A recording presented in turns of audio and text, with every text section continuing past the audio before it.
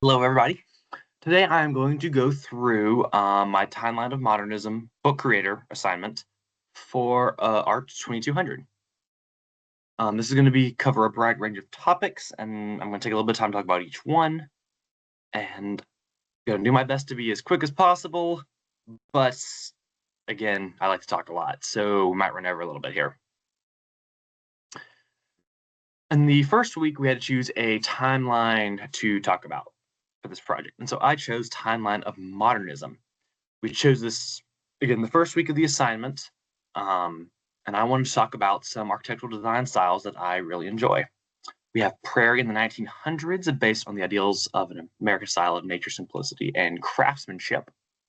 The international style in the 1920s came from a post-World War I Europe, as new materials such as iron, steel, and glass came about and creating this new, sleek, simple designs. In the 1930s, as technology improved, streamlined modern came about based on international and Art Deco design styles. It was based off the growing study of aerodynamics in technology such as trains, ships, and aircraft, and just is a real sleek design style that is pretty cool to see. Finally, mid-century modern came about at the end of the Second World War, and is based off of the Prairie and international movements. As we go to the next page, the goal was to talk about kind of minority architects and minority design. So I chose Amazali Meredith, as she was a Black queer woman in the Jim Crow era South in Virginia. But she was able to teach. She lived with her long-term partner, Edna Coulson. She was able to design an international style house, as we see here, again, relating to the last page.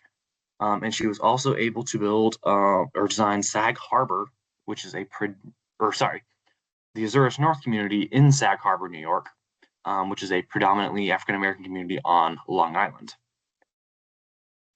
We also talked about Emmett McBain. He was a Black graphic designer. And again, just like architecture, like most professions were, these were very segregated professions, which mostly focused toward white men. And as we see in the 50s and 60s, they started expanding out, and again, realizing in the case of graphic design, they realize that there's communities that they can market toward that aren't white men, and that they may need different design styles. So they start bringing in Black graphic designers, and again, the works of McBain here. We have Marlboro, and we have looks like a perfume, and yeah. And so I think one thing, especially I learned here from looking up at Mausoleum Meredith, is there is so many architecture is more than a license. She was unable to get licensed, again, as she was a Black woman in the Jim Crow South, but she still designed her own home. She was able to design these communities, and that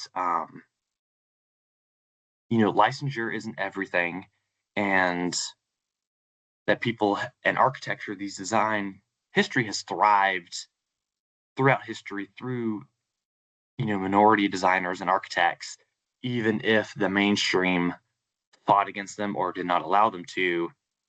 They still show up in their own ways, and it's really fascinating history.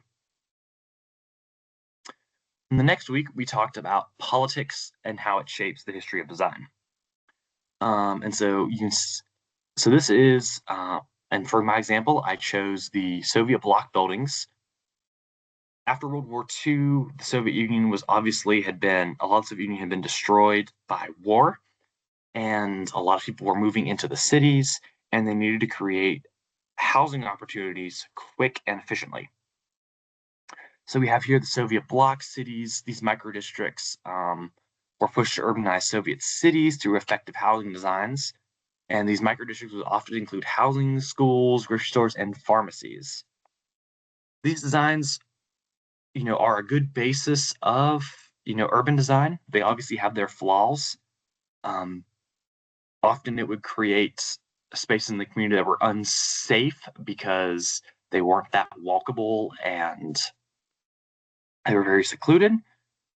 But again, this was the very the early years of urban design, and obviously they've stood the test of time. A lot of them are still around, and a lot of them are still in use. We also talked about spatial design and adaptive reuse as a concept. This is a big in my region of South Carolina. There was a big textile industry here in the 1800s and early 1900s, and after World War II, the textile industries kind of went overseas, and so we had a lot of these mills that were just left there from the industry, and so they have been adapted in the last 20, 30 years into student housing, and we have lofts, so a lot of housing projects just to give housing. And a lot of these were urban. They were near cities, they were near train tracks, and so that's a great opportunity to create more housing in this regard. We also talked about economics, and I chose the topic of gentrification. Uh, obviously, and we talked about this a bit too in the urbanism class this semester, but gentrification is a very tough subject because you have to balance, designing and improving communities. You can't just, let them be. You need to improve communities and create better opportunities for people, but you also toe the line of gentrifying these communities and making them too expensive for the people who live there. So it's a very tough line to toe, and you just have to be wary of it when we design and when we create new spaces. We need to do it to improve the community they're in and not to just increase profits for some developer or landlord. We also talked about zoning and how that influences our lives. Pushing car-centric infrastructure, suburban neighborhoods, separating people, and encouraging consumerism. By separating where everything's at, housing has to be separate from commercial spaces. Commercial spaces and manufacturing jobs have to be separate. And it's just, zoning isn't a bad thing. It can be good. It can keep dangerous materials and topics away from people, but it can also be used to influence our lives, again, through car-centric infrastructure and such like that. We also talked about technology and how that shaped our design history. We have BIM software that is a modern development, and as plumbing and electrical and mechanical requirements have gotten greater in the last 100 years, architects working with engineers have become more important. And BIM software allows us to design more fluidly than we have before. They also looked into rethinking architecture housing. This is a video by Alistair Parvin on how he created WikiHouse, an open source online resource that brings housing back to people who occupy them. It brings design templates and simplistic designs, and it really simplifies housing so it becomes cheaper and more accessible for lower class communities, which is, an incredible resource. Very few people are going to be able to go to an architect and have a big, fancy, specific house designed, but creating designs that are modular and flexible and can adapt is super important, as we go forward as a society.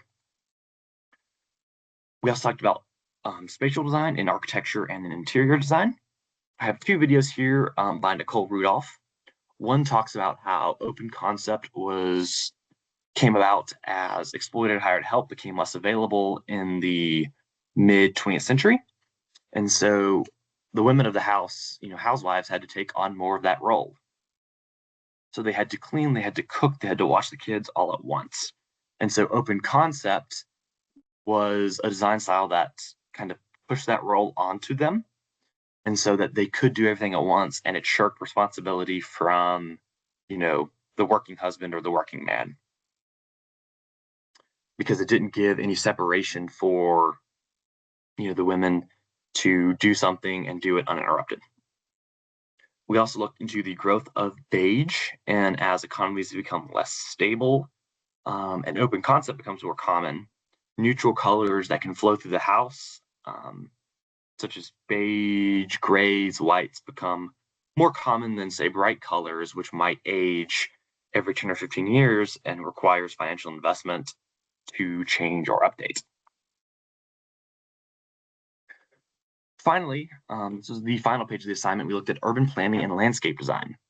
And so again, I've also taken urbanism this semester as a class, and these concepts through urbanism and through the studies here just heavily related into each other and have allowed me to learn a lot this semester. I chose Small Cities, Big Urbanism, and this is a video that talks about Halifax, Canada.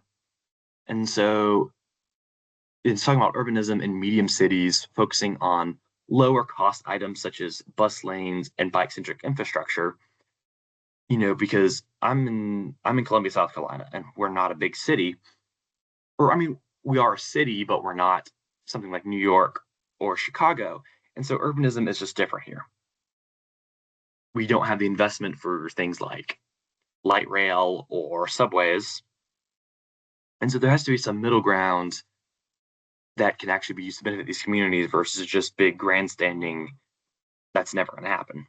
And so this video goes into Halifax and how they've, as a small city, have been able to facilitate good people-focused infrastructure. We also looked at, I also had a video from Edward Krafik, I believe it was a TED Talk, and he's talking about smart parks. Park design is a very complicated progress, and I didn't think that before the semester. I figured it was just, a park. It's not that hard, right?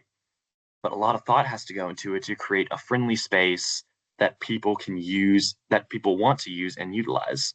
There are plenty of parks that, are poor examples of design, and you go and no one's there. But Graphic is talking about using dynamic programming and unique experiences, physically designed spaces that are adaptable and data-driven decision-making to create parks that people will want to use. So that wraps up my presentation. Again, obviously, we covered a lot of different topics this semester, and I felt I learned a little bit from each one, and just kind of to reflect on design history as a whole, and that there is a history there, and it's not just these, as we looked at early in the semester, it's not just these simple design styles of international and these broad terms that's just kind of a more visual, but it's also spatial. It is also economical and political, and just how many influences come into the shaping of design as we know it. So that wraps up my presentation. Thank you for listening for this long. Again, I like to talk a lot, but I appreciate your time. And that's about it. Thank you.